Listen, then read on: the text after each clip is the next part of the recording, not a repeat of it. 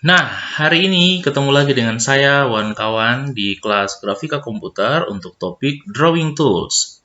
Kalau minggu lalu kita sudah belajar tentang bagaimana cara main dengan primitif, dasar-dasar lah begitu ya, dari OpenGL. Nah, hari ini saya akan ngajarin sedikit berbeda tentang Drawing Tools. Nah, semoga teman-teman sudah mengerjakan tugas yang kemarin, yang sudah saya kasih, bikin rumah 2 dimensi. Saya mau kasih contoh ini adalah tugas-tugas yang pernah dilakukan oleh kakak kelas kalian dulu, kakak angkatan kalian. Semoga menginspirasi kalian ya. Nah, ini ya contoh yang pertama. Jadi ada kakak kelas kalian yang niat banget menurut saya. Tapi contoh yang baik juga. Bikin 2 dimensi rumah ya.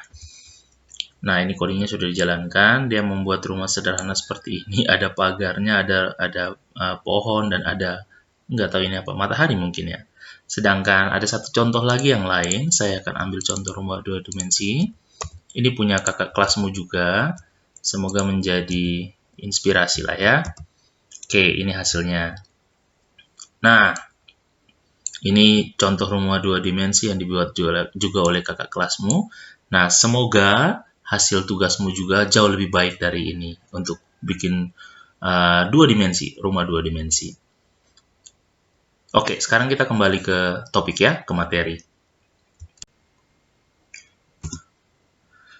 Oke, jadi kita akan bercerita hari ini di viewport dan world coordinate. Itu apa sih? Nah, biasanya gini, kalau kita main di dunia OpenGL atau GLUT gitu ya, biasanya kan kita mainnya di koordinat kartesius. Nah, kita perlu transformasi ke koordinat layar dan ke koordinat nyata. Jadi biasanya orang sebut dengan world window, world coordinate, dan viewport.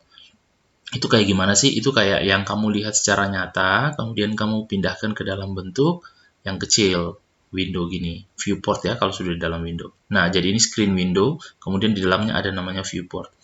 Nah, itu contoh paling nyata, itu paling gampang pahami adalah dengan atlas. Kalau teman-teman masih ingat, atlas itu kan peta yang dibentuk atau digambarkan dalam bentuk kecil gitu ya. Nah, penskalaan dari besar ke kecil ini yang dinamakan dengan transformasi dari world window ke viewport. Nah, biasanya kita pakai ilmu kira-kira, tapi kalau mau pasti sebaiknya kawan-kawan pakai matematika perhitungannya. Jadi, world coordinate kita wakilkan dengan WL. WL itu world left, kiri ya. WR kanan, WT itu top atau atas, dan WB itu bawah, bottom gitu ya. Kemudian, viewport punya juga sama, VL, VR, VT, dan VB. Nah, sekarang ini contoh paling masuk akal nih, paling gampang nih. Kalian lihat di sini, ini ada sebuah gambar rumah yang bentuknya window, kemudian kita transformasikan dia ke bentuk viewport yang kanan ini. Nah, biasanya gampang, kita tinggal kira-kira aja. Tapi kalau mau pasti, kita pakai rumus. Rumusnya gini, persamaannya SX dan SY. SX itu dari AX plus C, dan SY itu dari BY plus D. A dan B ini membuat penskalaan terhadap sumbu XY. Jadi besar kecil sumbu XY itu A dan B yang atur. Sedangkan C dan D itu mengatur tentang gesernya objek ke kiri, ke kanan, ke atas, ke bawah gitu. Nah, rumus persamaannya ada di kanan sini, di slide ini. Kalian bisa lihat langsung di slide yang saya bagi ke kalian. Sekarang kita lanjut ya. Perhitungannya gini. Sebagai contoh, kalau ini adalah world window dan ini adalah viewport. Jadi kita masukin nih angka-angkanya di sini. Begitu sudah masuk, jadi ini WL, WR, dan seterusnya, VL, VR, dan seterusnya. Nanti kita dapat A-nya atau konstanta A berapa, konstanta B berapa, konstanta C berapa, dan konstanta D berapa. Begitu sudah dapat angka-angka ini, nah sekarang kita pindah ke sini. Kita masukin ke persamaan nih, SX tadi berarti dapat 180X plus 40, SY 240Y plus 60. Nah, angka-angka inilah yang nanti kita gunakan. Dari sini baru bisa pindah ke sini sebenarnya. Ini nanti ada di fungsi inisialisasi itu loh. Jadi coding ada ini. Nanti saya ceritakan gimana Glue Ortho 2 dimensi main, gimana GL Viewport main. Sekarang saya akan tunjukkan yang harus kita lakukan untuk bikin segi 6 seperti ini. Itu ya mau nggak mau kita harus pakai persamaan ini. Jadi R itu radius, bisa dibilang itu jarak dari titik pusat 0,0 ke titik yang terdekat ini. Kalau saya bilang tolong bikinkan 6 sisi, berarti untuk otomatis kalian harus punya 6 titik. 0 karena indeks array di komputer kan harus dimulai dari 0. Jadi ini titik pertama, titik kedua, ketiga, keempat, kelima, dan keenam gitu ya. Titik yang paling gampang kalian tentukan pasti di titik X dan titik Y, di sumbu X dan Y. Jadi ini titik ini dan titik ini gampang ditentukan, titik ini dan ini gampang ditentukan. Tapi titik-titik di antaranya ini agak susah ditentukan. Biasanya kita menggunakan ilmu kira-kira. Jadi kalau misalkan ini titiknya ini adalah 10, jarak dari 0 ke 10 di sini, berarti titik ini kalian mulai kira-kira, mungkin ini 5, berapa ya, kan kayak gitu. Nah, itu nggak boleh. Kalau kalian pakai kira-kira, nanti hasilnya tidak presisi, sehingga kalian harus pakai persamaan matematika. Semoga teman-teman masih ingat. Saya jelaskan secara cepat ya. Jadi titik P1 ini, dia didapatkan dari R cos sudut A, R sin sudut A. Jadi yang depan ini adalah X, dan yang belakang ini adalah Y. Kenapa dia harus pakai cos A dan sin A? Karena ada sudut ini, sudut A ini. Nah, sebagai contoh, paling gampang di P0 ini. P0 ini paling gampang. Dia juga menggunakan rumus yang sama, R cos A dan R sin A. Contoh, titik P0 atau titik pertama ini ya. R-nya misalkan kita tentukan 10. Jadi jarak dari sini ke sini 10. Nah, berarti 10 cos A, karena di sini adalah sudutnya 0 derajat, berarti 10 cos 0 derajat, 10 kalikan sin 0 derajat. Cos 0 itu adalah 1, sedangkan sin 0 adalah 0. Nah, jadi 10 kali 1, 10. Jadi X-nya 10, sedangkan yang Y-nya 10 kali 0, 0. Jadi titik ini, titik P0 ini sudah pasti 10,0. Gitu ya. Sedangkan P1 gimana, Kak? P1? Ya, P1 kalian harus carikan pakai rumus ini. Lalu gimana dapatkan sudut ini, Kak? Nah, dapat sudutnya dari sini. Kalian bisa nontek nih, rumus di bawah nih. R cos. Nah, sudut A ini didapatkan dari 2pi dibagi N. Jadi, I ini menunjukkan ini titik keberapa yang mau dicari. Pi itu dari ini, 3,14 sekian. Kemudian N-nya itu adalah banyaknya sisi yang kalian mau bentuk. Jadi, kalau misalkan 6 sisi seperti ini, karena kita mau bikin segi 6, N-nya 6. Jadi I-nya ini akan berubah dari 0, 1, 2, dan seterusnya gitu. Kalau di titik ini ya berarti I-nya adalah 0. Di titik ini berarti I-nya 1. Di titik ini berarti I-nya 2, dan seterusnya. Sampai semua dapat. Nah, caranya gampang. Yang kita lakukan adalah copy paste coding ini. Jadi saya akan copy paste coding ini, kemudian saya akan tunjukin ke teman-teman gimana bikin hexagon tadi ya. Jadi ini saya akan copy paste. Saya copy dulu yang ini. Saya masuk ke coding yang sebelumnya. Coding sebelumnya itu adalah saya sudah close ya. Sebentar, saya buka dulu ya.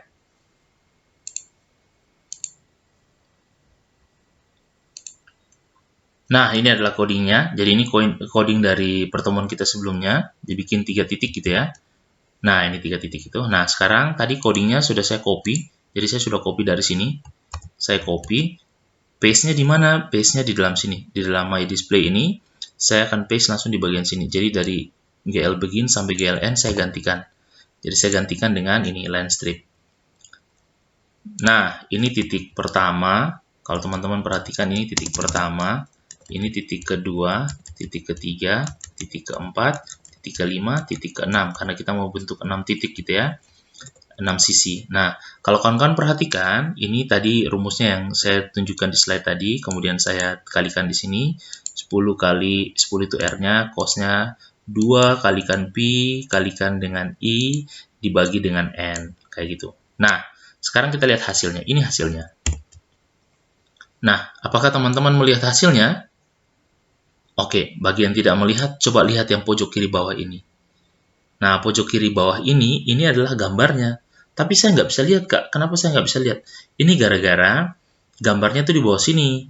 Tapi proyeksi kita ini proyeksinya kalau kalian lihat di codingnya, di bagian sini, glue ortho ini 640 kali 480. Jadi bisa dibilang ini 640 ini ke kanannya, 480 ini tingginya ke atas. Sedangkan yang kita bikin tuh cuma 10, kecil di bawah sini. Jadi kalau saya gambarkan dalam Paint, mungkin ini saya gambarkan, saya bikin begini. Ini ada layar kita, ini layar kita tadi ya, jebret. Nah, sebenarnya kalian bikin hexagon tadi tuh tampil di sini. Hexagonnya tuh ada di sini. Nah, kayak gini, kurang lebih. Tapi nggak bisa kelihatan, yang warna biru tadi ya. Nah, lalu gimana caranya supaya bisa kelihatan? Nah, kita bikin supaya proyeksi yang besar ini dia digeser, proyeksinya harus di sini. Nah, supaya bisa kelihatan. Caranya gimana, Kak? Caranya gini, kita kembali ke coding. Jadi di coding ini, kita gantikan aja. Ini misalkan saya gantikan dengan 200 aja deh. Oh, jangan terlalu besar, 50. Jadi saya kasih batas kirinya ini min 50, batas kanan 50, batas bawah itu min 50, batas atasnya 50. Jadi supaya proyeksinya sama seperti gambar yang saya bikin di Paint ini. Nah, sekarang mari kita lihat apakah dia bisa tampil. Kalau ini tadi kan tampil tapi nggak kelihatan nih. Nah, sekarang setelah kita rubah di bagian Glue Ortho, kita lihat nih hasilnya. Oke, kelihatan dia sekarang posisinya di tengah. Jadi ini sama kayak Paint yang tadi saya gambar ini. Semula kita punya proyeksi besar di sini, viewportnya, kemudian karena objeknya kecil di bawah sini, ya kita geser viewportnya ke sini supaya bisa tampil. Oke, kurang lebih gambarnya, gampangannya seperti itu. Nah, ini kok dia nggak nyambung, Kak? Iya, dia nggak nyambung karena kalian pakai yang namanya line strip di sini. Kalau mau nyambung, ingat, pakai line loop. Ini line loop. Nah, kalau kayak gini kan sudah pasti nyambung nih. Ya kan, nyambung. Tapi kalau gambarnya itu terlalu kecil, Kak, saya nggak bisa lihat. Mungkin kalian bisa pakai gini. GL, saya lupa. GL line width ya, kalau nggak salah code-nya. GL line width. Saya coba kasih nilainya 10 coba. 10.0. Nah, coba kita lihat. Oke, sedikit lebih besar. Jadi line width itu untuk menunjukkan ketebalan dari sebuah garis. Kalau enggak ini terlalu besar, mungkin kalian ganti dengan 3 deh. GL line width-nya 3. Nah, kelihatan ini sebagai hexagon. Nah, cuman ini ada sedikit masalah nih. Ini karena ada 6 sisi, ya kan? Ada 6 sisi, jadi yang kita lakukan adalah bikin titik 1, titik 2, titik 3, 4, 5, dan seterusnya. Gimana kalau 10 sisi? Maka yang kalian lakukan otomatis kita melakukan hal yang paling indah di dalam coding, yaitu Ctrl C, dan di bawah sini kita lakukan Ctrl V. Jadi ada 10 sisi, 10 titik. Baru kita ganti codingnya satu persatu, karena ini baru sampai 5, berarti lanjut di sini jadi 6, jadi 7, jadi 8, jadi 9. Kak, cuma 9? Iya, karena kan titik yang pertama ini kan. Ingat ya, indeks itu selalu dimulai dari 0. Kemudian ininya diganti juga, Kak. Iya, diganti. Ini jadi 10, jadi 10, jadi 10, dan seterusnya. Ini sesuatu yang tidak efektif dan tidak efisien sama sekali. Kenapa saya bilang gitu? Karena akan sangat lama kita melakukan hal itu. Sehingga untuk mempercepat, kita pindah ke coding di slide selanjutnya. Nah, sebaiknya kalian pakai ini. Kalian bikin fungsi yang ada ini. Ini fungsi panggil aja. Jadi saya copy coding ini. Saya pindahkan ke coding di sini. Nah, di sini. Karena dia fungsi sendiri, saya akan taruh di bawah fungsi myInit ya. Di sini saya akan taruh Ctrl V. Void ngon di sini. Nah, terus. Nah, yang selanjutnya adalah sekarang kita panggil fungsi si ngon tadi. Ngon yang di atas ini ya. Ini kita panggil. Cara panggilnya gini, tulis aja ngon, buka kurung, tutup kurung, kemudian isikan nilainya. 10 ini mengisikan apa sih, Kak? 10 itu untuk ini, N. Jadi kamu mau berapa sisi? Misalkan saya jangan 10 dulu deh, ikut kayak tadi, 6 sisi. Kemudian float CX dan CY saya kasih 0 dulu. Kemudian 15 ini untuk menentukan radiusnya, jaraknya gitu ya. Dan 30 ini untuk sudutnya, rectangle. Kalau sudah, jangan lupa nih harus ada GL begin dan ada N untuk mengakhiri. Saya panggil di sini poligon supaya yang tampil itu bentuknya bidang. Nah, sekarang saya coba jalankan ya. Nih. Nah, jadi kan sudah semudah itu. Jadi 6 sisi bidang gitu ya. Kalau misalkan saya mau jadikan 10 sisi, Kak, ya sudah tinggal ganti aja di sini 10 sisi. Dan kita panggil lagi jembreng. Nah, lebih mudah bukan? Daripada yang tadi yang harus kita copy paste. Itu tidak efektif. Jadi cara gini jauh lebih efektif.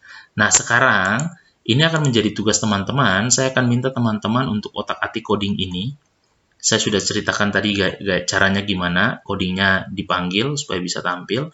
Nah, otak-atik kemudian hasilnya harus jadi seindah ini. Misalkan ini tugas mandiri kalian. Jadi kalian bisa bikin bentuknya kayak begini. Ini bukan heksagon karena hanya 3 sisi gitu ya. Nggak apa-apa, nggak masalah. Yang penting kalian otak-atik dari coding asli. Jadi coding aslinya yang ini, kalian bikin supaya hasilnya bisa jadi seperti ini. Atau saya misalkan contohkan dari contoh, ini coding dari kakak kelas kalian dulu, kakak angkatan gitu ya. Saya akan tunjukin. Nah, dia mainnya gini. Nih, bikin heksagon tapi bentuknya kayak gini. Jadi saya minta kawan-kawan untuk kreativitasnya silahkan uji coba, silahkan kalian otak-atik si coding ini, mainkan aja codingnya sesuka hati kalian, tapi hasilnya harus wow seperti ini, atau harus lebih bagus dari ini. Ini kalau yang ini kakak kelas kalian itu dia nggak ngotak-ngatik di ngonnya, jadi ngonnya nggak dia otak-atik, tapi dia ngotak-ngatik cuma di sini. Di ngonnya dia nggak ngotak-ngatik, dia ngotak-ngatik di display ini kalau kalian lihat. Nah, dia tambahkan ini, ada perulangan for, kemudian dia panggil warna beda-beda, sehingga ketika dijalankan hasilnya bisa jadi cantik kayak gini. Oke, begitu kawan-kawan. Jadi, nanti akan tugas muncul untuk yang kelas hari Senin. Saya minta maaf, nanti saya mundurin karena ternyata saya belum ngajar kalian, saya sudah kasih tugas gitu ya. Jadi tugasnya dimundurin waktunya. Dan yang kelas hari Kamis, karena saya sudah ngajar, kalian harus tetap kumpul tepat waktu. Selamat mengerjakan teman-teman, semakin bagus, semakin kreatif, semakin cantik, nilainya pasti semakin baik. Jangan yang hanya biasa-biasa, jangan. Harus lebih dari itu gitu ya. Kalau ada pertanyaan, kesulitan, langsung aja menuju ke G-Class, tanya di sana. Oke? Tetap semangat. Sampai ketemu di minggu depan. Saya akan ngajar tentang perpotongan titik dan garis. Ciao!